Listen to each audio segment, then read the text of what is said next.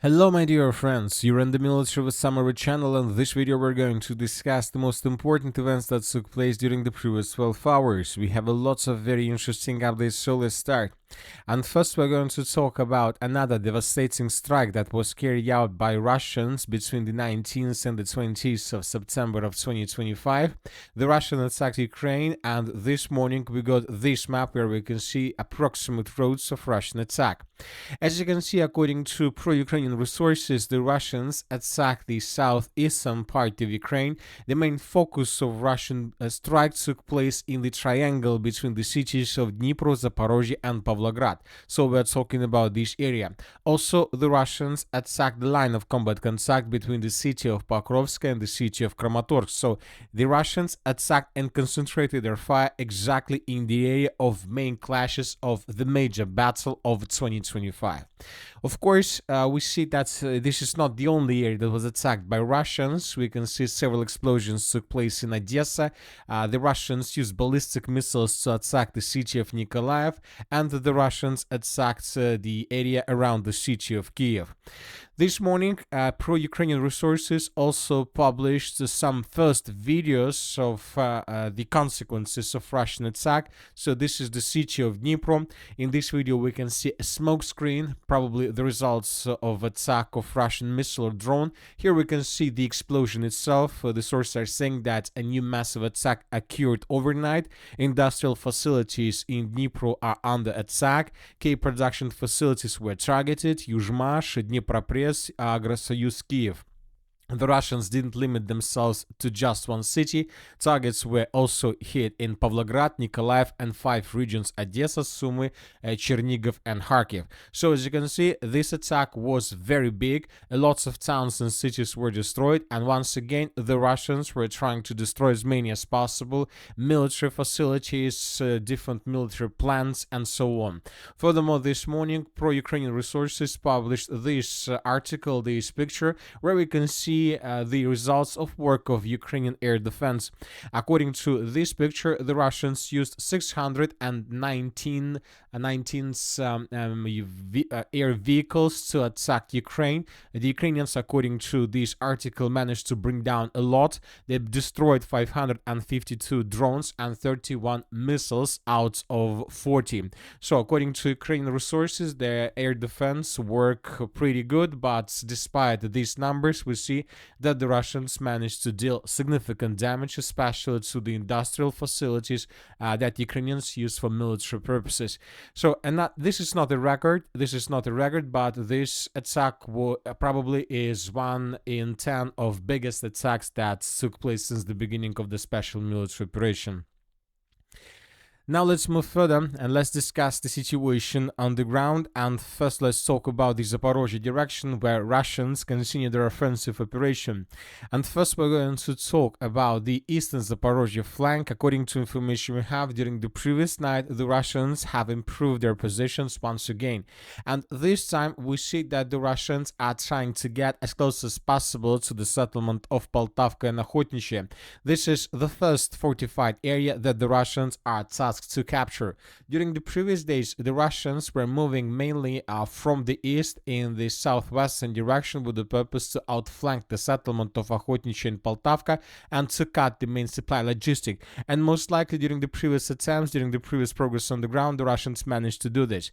And this time, as you can see, the Russians were moving from the southeast in the northwestern direction, trying to tighten the news from this direction. So the Russians most likely are about to answer the city of Poltavka, and we believe that the first target of the armed force of the Russian Federation is a part of the settlement of Poltavka, which is located on the Russian side of the river of Yanchul.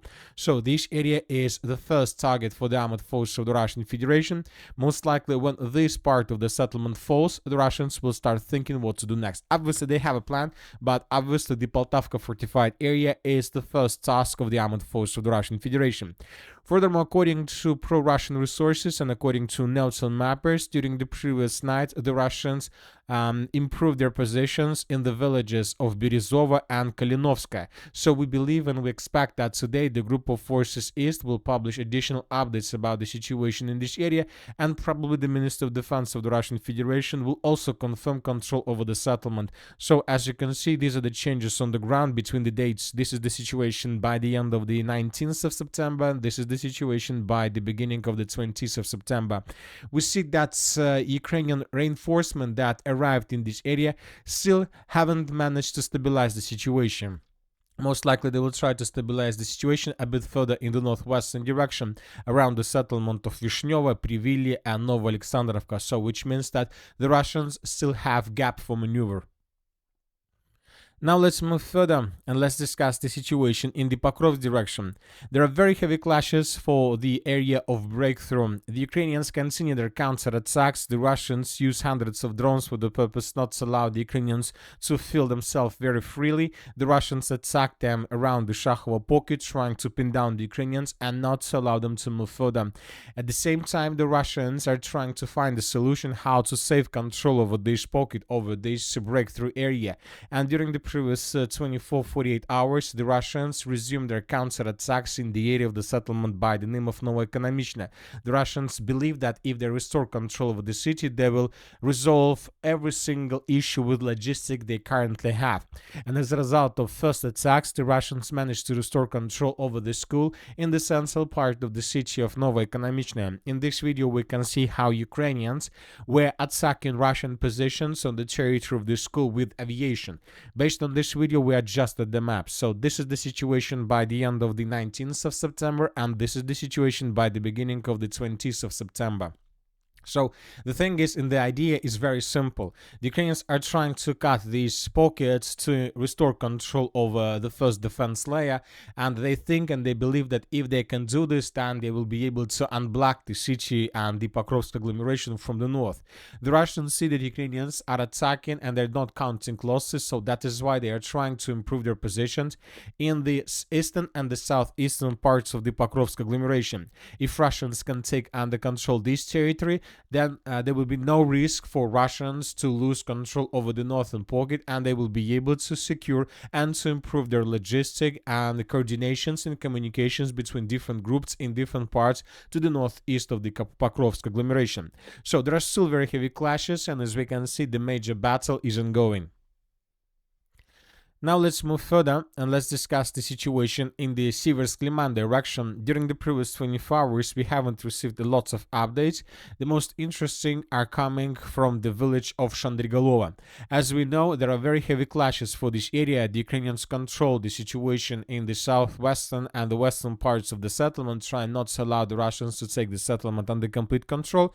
But as we discussed in the previous videos, the Russians decided to outflank the settlement of Shandrigolova. Currently, there are very heavy clashes for the area between the village of Novoselovka and Shandrigolova itself, and at the same time, the Russians continue offensive operation to the west of the river of Nitrius, and according to several pro-Russian resources, during the previous 12-24 hours, the Russians managed to improve their position significantly. Fighters from the west group are advancing towards Karovy Yar, fighting for Shandrigolova, most of which is under Russian control, also continues. So according to this map, according to different very reliable pro-Russian resources, by the beginning of the 20th of September of 2025, the Russians managed to improve their position significantly to the west of the river of Nitrius. The Russians are trying to take under control the village of Karovy Yar, the village of Krynki, and the settlement of Alexandrovka. The Russians basically want to enter this huge forest. The forest will allow the Russians to stay invisible for Ukrainian drone. If Russians can take the forest, this will open the Russians possibilities to move further in the western direction towards the city of Uzum and to begin the outflank offensive operation towards the settlement of Slaviansk from behind.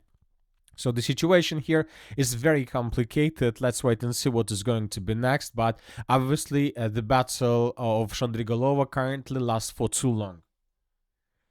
Now let's move further and let's discuss the situation in the Kupiansk in the northeastern part of Kharkiv region.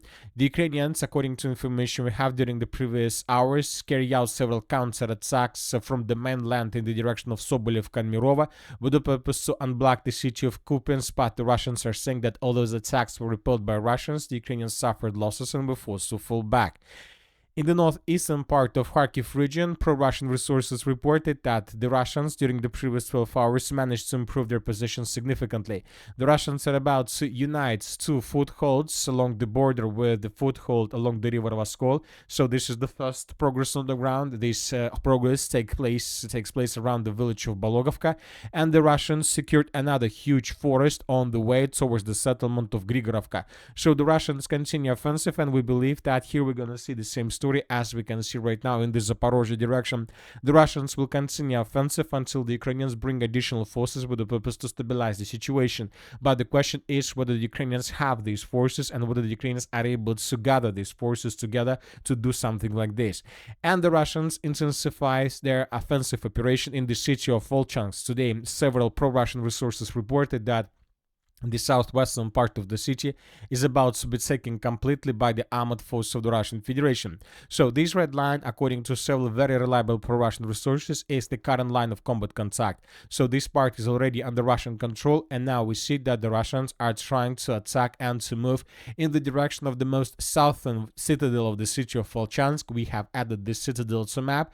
Who controls the citadel controls the southern part of the city and basically the rest of the city. So most likely the Russians are planning to attack the citadel of the city of Volchansk, the southern one, with the purpose to capture the city completely and to begin offensive operation for the rest of the northeastern part of the Kharkiv Oblast. Another important political update, according to information we have, at least the Estonian authorities reported that Russians crossed the airspace of the state of the NATO state by the name of Estonia. The Estonians are saying that they claim that 3 Russian MiG-31 fighter jets enter airspace over the Gulf of Finland today, remaining there for 12 minutes.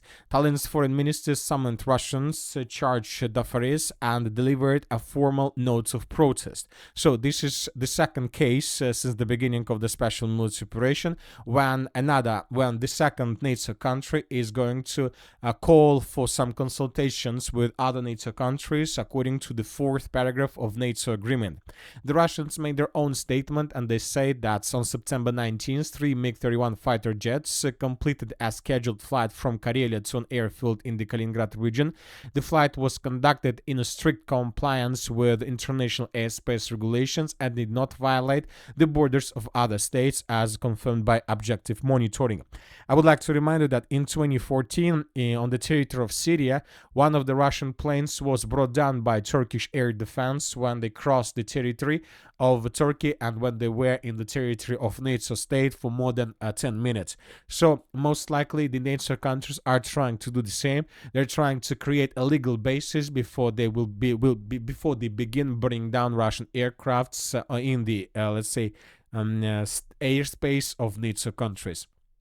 And that's it for today, for the short video. Military Summary channel reminds we condemn any violence in the world. Thank you for watching, subscribe to my channel, put your likes on my Patreon, and have a good day. Bye-bye.